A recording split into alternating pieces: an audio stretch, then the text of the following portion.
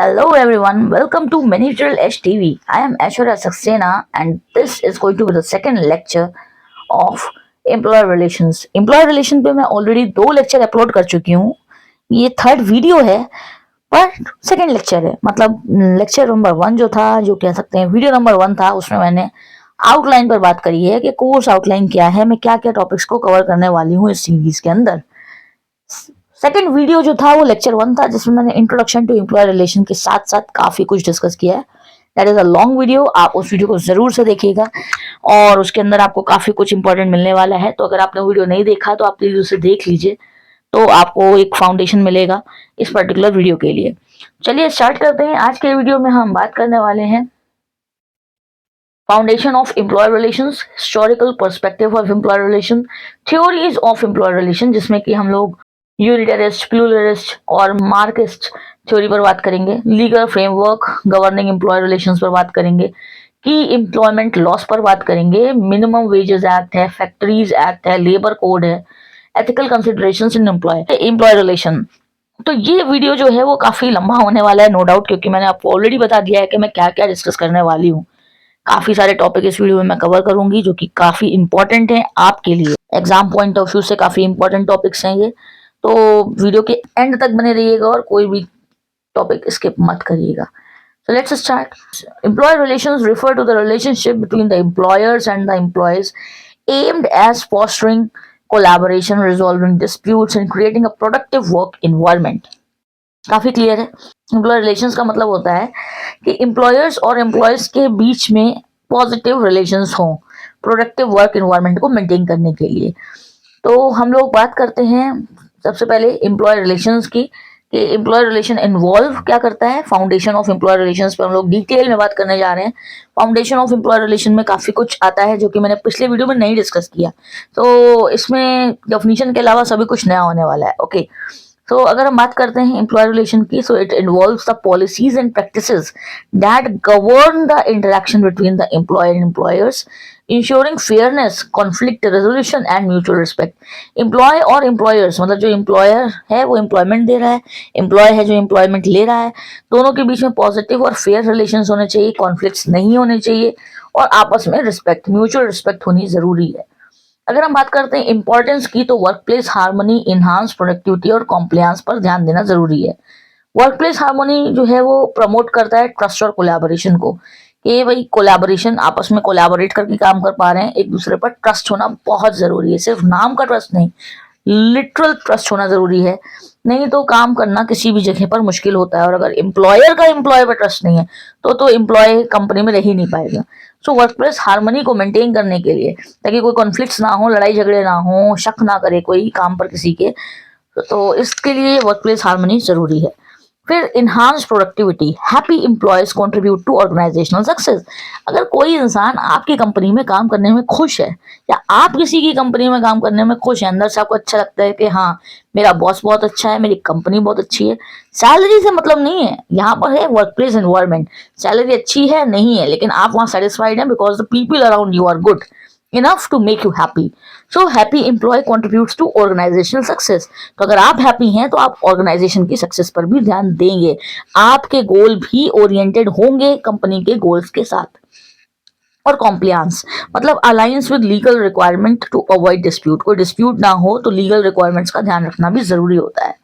Core principles की बात कर लेते हैं फाउंडेशन में, तो म्यूचुअल रिस्पेक्ट, इफेक्टिव कम्युनिकेशन और फेयर ट्रीटमेंट. तो ये कोर प्रिंसिपल्स होते हैं कि acknowledging employ contributions, mutual respect, जो वो चाह रहा है उसकी बात सुनो, एटलीस्ट वो अपनी बात को रखने का मौका दो, सामने वाले को अपने सजेशंस देने का मौका दिया जाना चाहिए. वो फिर आप माने ना माने, as a senior, as a boss, वो आपके ऊपर है, वो कंपनी की रिक्वायरमेंट के हिसाब से आपको सही लग रहा है नहीं लग रहा है, that's another point, but you have to at least listen to them. So mutual respect establish होना जरूरी है, एक दूसरे को रिस्पेक्ट करें एम्प्लॉयज और एम्प्लॉयर आपस में, ये जरूरी है. Effective communication, transparent sharing of information. Communication effective होना चाहिए, मतलब कोई भी बात छुपनी नहीं चाहिए. छोटी सी भी बात है, किसी ने बाहर से आके कुछ कहा या कोई ऐसे बात हो गई कंपनी में, आप पता चला बॉस से छुपा रहे हैं, नहीं, बॉस को सब पता होना चाहिए और एम्प्लॉयज के बीच में, एम्प्लॉयर्स के बीच में ट्रांसपेरेंट कम्युनिकेशन होना चाहिए. Fair treatment, equal opportunities and justice in decision making. सबको, सारे एम्प्लॉयज को इक्वल अपॉर्चुनिटीज मिलनी चाहिए, ये पार्शियलिटी नहीं होनी चाहिए कि यही सबसे अच्छा है और इसकी बात मानी जाएगी, सपोज ए पर्सन की बात मानी जाएगी और बी से लेकर जेड तक के जितने हैं वो कुछ भी करें, वो कितने भी सही हो, कोई मतलब नहीं, क्योंकि ये बॉस का फेवरेट है, ए बॉस का फेवरेट है, तो एक ही बात मानी जाएगी। No, this should not be there in any particular company. Fair और इक्वल ट्रीटमेंट मिलना चाहिए, इक्वल अपॉर्चुनिटीज होनी चाहिए, हर का अपना रोल रिस्पॉन्सिबिलिटी है, किसी भी पद पर है कोई, किसी भी काम को कर रहा है, उसको उसके काम के लिए रिस्पेक्ट मिलनी जरूरी है, उसके साथ फेयर ट्रीटमेंट होना चाहिए। अभी हमने बात करी फाउंडेशन ऑफ एम्प्लॉय रिलेशंस की, जिसमें हमने डेफिनेशन और इंपॉर्टेंस की बात करी, साथ ही साथ मैंने कोर प्रिंसिपल्स भी बताए। Now we are moving towards the second topic, second part of this particular video, that is going to be the historical perspective of employ relations. तो हम लोग early industrial era, post industrial era और modern era पर बात करने वाले हैं। So early industrial era की बात करें तो ये फोकस करता है हार्श वर्किंग कंडीशंस और एक्सप्लॉयटेशन पर। अर्ली इंडस्ट्रियल एरा जो था पहले, वहाँ अच्छा वर्किंग कंडीशन नहीं होते थे, बहुत ज्यादा जॉली और कि आप हैप्पी इन्वायरमेंट नहीं होता था, बहुत हार्श इन्वायरमेंट होता था और एक्सप्लॉयटेशन होता था, एम्प्लॉयज का एक्सप्लॉइट किया जाता था, एम्प्लॉयज को शोषण किया जाता था, आप कह सकते हैं, ज्यादा काम करवा रहे हैं, कम पैसे दे रहे हैं इस तरीके से, और अच्छे से बिहेव नहीं कर रहे, तो शोषण किया जाता था, एक्सप्लॉइट किया जाता था एम्प्लॉयज को। इसमें रिस्पॉन्सेस क्या है कि formation of labour unions to protect workers right. तो भाई क्या हुआ कि ऐसा होने की वजह से लेबर्स ने क्या किया, यूनियन बनाना शुरू कर लिए, तो लेबर यूनियन बनने लगे ताकि वो अपने, मतलब वर्कर्स हैं वो लोग, तो अपने वर्कर्स के राइट्स को प्रिवेंट कर सके, प्रोटेक्ट कर सके, इसके लिए, इसके मतलब जो हार्श वर्किंग कंडीशंस थी उसकी वजह से ऐसे रिस्पॉन्सेज आए कि लेबर यूनियंस बनने लगे, तो हड़ताल करते थे, स्ट्राइक्स करते थे। फिर आ जाता है पोस्ट इंडस्ट्रियल रिवोल्यूशन, इसमें ग्रोथ ऑफ ट्रेड यूनियन हुआ, ट्रेड यूनियंस की और ग्रोथ हो गई, introduction to labour laws to address unfair practices. लेकिन हाँ, इसमें क्या हुआ कि अनफेयर प्रैक्टिसेस जो हैं उनको खत्म करने के लिए लेबर लॉज भी इंट्रोड्यूस कर दिए गए, और ताकि जो प्रॉब्लम्स हैं लेबर्स की उनको भी ध्यान में रखा जाए और कोई एम्प्लॉयर एम्प्लॉयज के साथ गलत ना करे। नेक्स्ट बात कर लेते हैं मॉडर्न एरा पर। तो जब बात करते हैं मॉडर्न एरा की, it shift toward collaborative approaches, employ engagement and well being as central themes. तो आज का जो मॉडर्न एरा जो है उसमें शिफ्ट आ चुका है कोलैबोरेटिव अप्रोच की तरफ, कि एम्प्लॉयज और एम्प्लॉयर्स एक दूसरे की रिस्पेक्ट करेंगे, म्यूचुअल अंडरस्टैंडिंग होगी, प्रॉपर कम्युनिकेशन होगा, ट्रांसपेरेंट इन्फॉर्मेशन शेयरिंग होगी और कोलैबोरेट करके आपस में मेल जोल बनाकर काम करेंगे। ये मॉडर्न एरा में होता है। तो इससे क्या हुआ, एम्प्लॉय एंगेजमेंट और वेल बीइंग जो है वो बढ़ गई।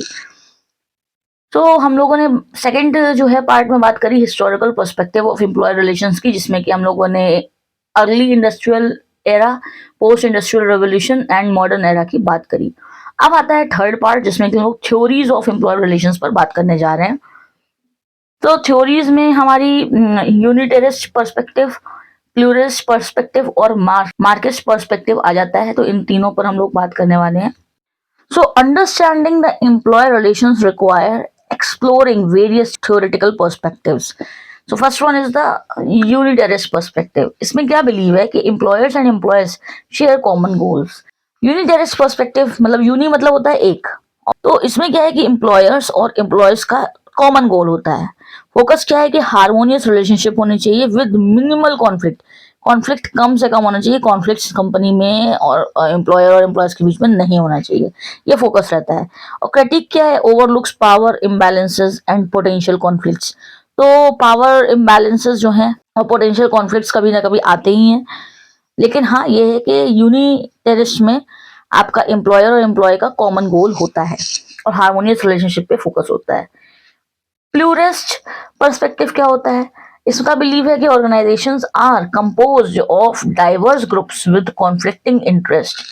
तो भाई इसमें बिलीव है कि भाई जो कंपनी है, जो ऑर्गेनाइजेशन है, उसमें बहुत सारे ग्रुप्स हैं और उनके अपने अपने इंटरेस्ट हैं, कॉन्फ्लिक्टिंग इंटरेस्ट। तो फोकस क्या है कि conflict is natural and should be managed through collective bargaining and negotiation. Second जो आता है वो कॉन्फ्लिक्ट, मतलब इसमें प्लूरिस्ट पर्सपेक्टिव में क्या होता है कि भाई अलग अलग डिपार्टमेंट है, अलग अलग लोग हैं, सबके अपनी अपनी थिंकिंग है, तो उनके सभी थिंकिंग को ध्यान में रखना चाहिए। कॉन्फ्लिक्ट तो होते रहेंगे, ये तो नेचुरल है, और ये कलेक्टिव बार्गेनिंग और नेगोशिएशन के थ्रू मैनेज कर लिए जाएंगे, ये प्लूरिस्ट पर्सपेक्टिव का बिलीव है।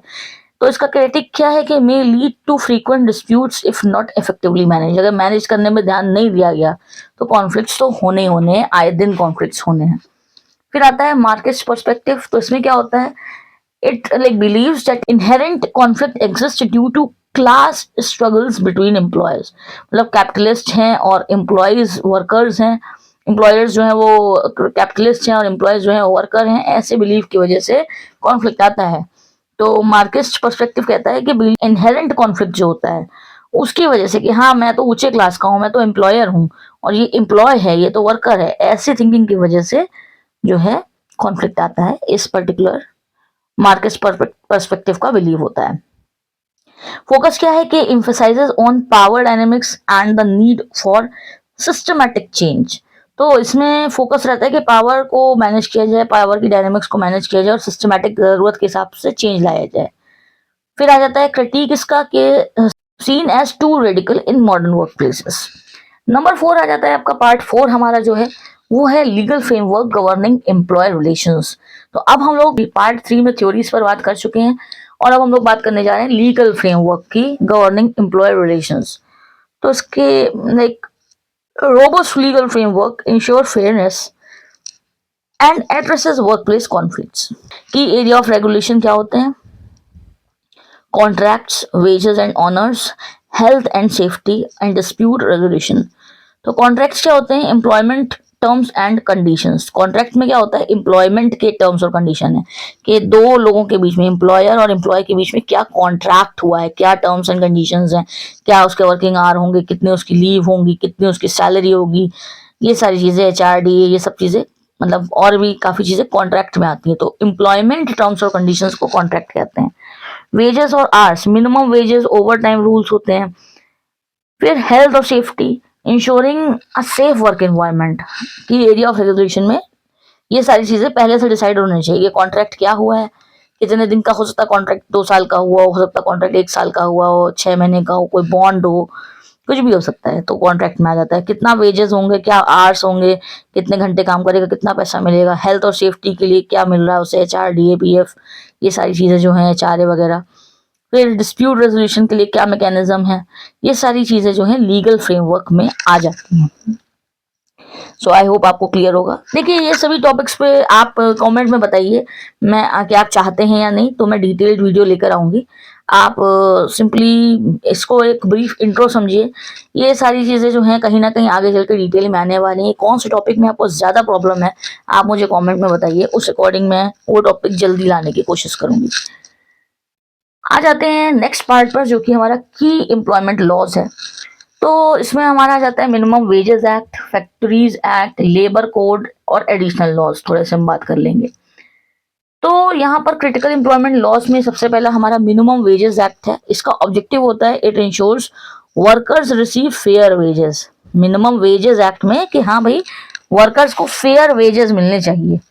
और इसका प्रोविजन क्या है कि fixation of minimum wages rate and regular revision. तो मिनिमम वेजेस डिसाइड करना और उसका रेगुलर रिवीजन करना ये जरूरी होता है। तो ये मिनिमम वेजेस एक्ट के अंदर में आता है। उसके बाद आता है सेकंड हमारा फैक्ट्रीज एक्ट। तो इसका ऑब्जेक्टिव होता है safe guard the health and safety of factory workers. तो ये मेनली जो है वो फैक्ट्री वर्कर्स के लिए ही बनाया गया है फैक्ट्रीज एक्ट, जिसमें कि फैक्ट्री में जो काम करते हैं वर्कर्स उनकी सेफ्टी और हेल्थ पर ध्यान देने के लाइक आप कह सकते हैं लॉज लिखे हुए हैं। फिर इसमें प्रोविजन क्या होता है कि working hours, sanitation, welfare measures, इन सब का ध्यान रखना है और ये क्या होंगे ये सारी चीजें उसमें मेंशन रहती हैं। उसके बाद थर्ड हमारा जाता है लेबर कोड। तो इसका ऑब्जेक्टिव है streamline labour law into a unified code. तो लेबर कोड क्या हो, लेबर कोड का ऑब्जेक्टिव है streamline labour laws into a unified code. तो यूनिफाइड कोड में जो है लेबर लॉ को स्ट्रीमलाइन करते हैं। और प्रोविजन क्या है कि simplification of wages, social security and industrial relations law. तो इसमें जो है वेजेस और सोशल सिक्योरिटी और इंडस्ट्रियल रिलेशंस लॉ का प्रोविजन मिलता है। एडिशनल लॉज की बात करें तो इंडस्ट्रियल डिस्प्यूट एक्ट और इक्वल रेम्यूनरेशन एक्ट होता है। इंडस्ट्रियल डिस्प्यूट एक्ट कवर करता है mechanism for resolving the disputes, where as when we talk about the equal remuneration act वो प्रमोट करता है जेंडर पे पैरिटी। मतलब ये नहीं है कि फीमेल है तो उसके वेजेस कम होंगे और मेल है तो उसके वेजेस कम होंगे। दो लोग सेम डिग्री के हैं, सेम क्वालिफिकेशन के हैं, तो उनका इक्वल रेम्यूनरेशन होना चाहिए, ये लॉ होता है। आप इन सभी लॉज को ध्यान में रखना चाहिए, चाहे आप एम्प्लॉय हो चाहे आप एम्प्लॉयर्स हो। तो मुझे उम्मीद है कि ये आपको ब्रीफ इंट्रोडक्शन ये लॉस पर समझ में आया होगा। इस पर तो मैं पक्का एक न्यू वीडियो लाने वाली हूँ इन वेरी डिटेल, सभी लॉस को मैं इंडिविजुअली डिस्कस करूंगी। फिलहाल के लिए आगे बढ़ते हैं, जिसमें हम 6th टॉपिक डिस्कस करने जा रहे हैं, एथिकल कंसिडरेशंस इन एम्प्लॉयर रिलेशंस। तो एथिकल कंसिडरेशन की बात करेंगे। अभी यहाँ तक आ गए हैं तो वीडियो के एंड तक बने रहिएगा, क्योंकि वीडियो लंबा है, नो डाउट। मैंने तो पहले ही बताया था कि वीडियो लंबा होने वाला है, इसमें मल्टीपल टॉपिक्स को हम लोग डील करने वाले हैं। थोड़ा थोड़ा बेस बनाते हुए चलेंगे और फिर सभी चीजों को इन डिटेल हम लोग आगे चल के डिस्कस करेंगे इंडिविजुअली सभी टॉपिक्स को। तो हम लोग बात कर लेते हैं पार्ट 6 एथिकल कंसिडरेशंस इन एम्प्लॉयर रिलेशंस पर। Importance of ethics. Ethic in employer relation ensure fairness, trust and long term success. Ethics का मतलब ये है कि ये ध्यान में रख के चलना है कि ट्रस्ट हो एम्प्लॉयज के बीच में, फेयरनेस हो और लॉन्ग टर्म सक्सेस पर फोकस रहता है। की एथिकल प्रिंसिपल्स क्या होते हैं? Transparency, equality, accountability and respect for privacy.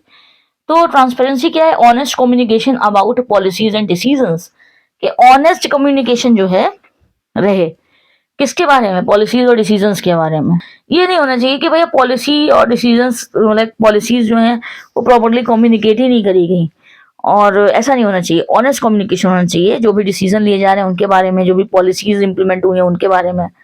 Equality क्या है? No discrimination based on gender, race और अदर फैक्टर्स। जेंडर, रेस और अदर फैक्टर्स के हिसाब से कोई भी डिस्क्रिमिनेशन नहीं होना चाहिए, इक्वालिटी होनी चाहिए। ये एथिकल प्रिंसिपल है। अकाउंटेबिलिटी क्या है? Owning up to organisational action affecting employees.